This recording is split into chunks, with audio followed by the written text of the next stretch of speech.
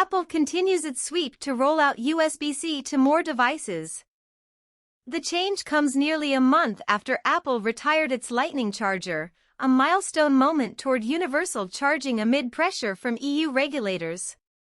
Like previous models, the third-generation Apple Pencil is intended for taking notes, sketching and marking up documents. It also supports the hover feature, which allows users to preview and switch between different tools and app controls, when used with a 12.9-inch iPad Pro 12.9-inch, 6th generation, and 11-inch iPad Pro, 4th generation. The price is $79, down $20 from the second-generation Apple Pencil and $50 less than the original. The biggest change to the latest model comes to the charging system, which is noteworthy not only because the company has been resistant to making the switch for years but because it's about to make charging that much easier for its customers.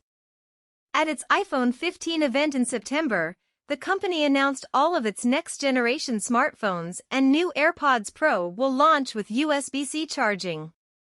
Apple previously switched its iPads and MacBooks to USB-C charging, but the push to finally add it to iPhones came less than a year after the European Union voted to approve legislation to require smartphones, tablets, digital cameras, portable speakers and other small devices to support USB-C charging by 2024.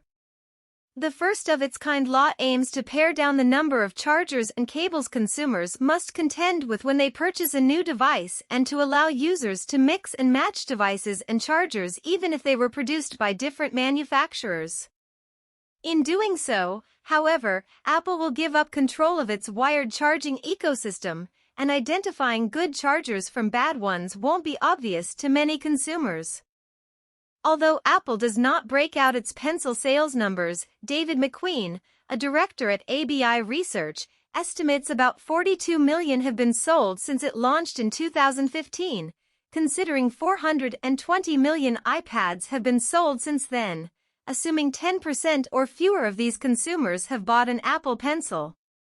I'd have to think it'd be this low because of its relatively high price, high-end use case, and the availability of much cheaper alternatives that are capable of working with iPad, he said.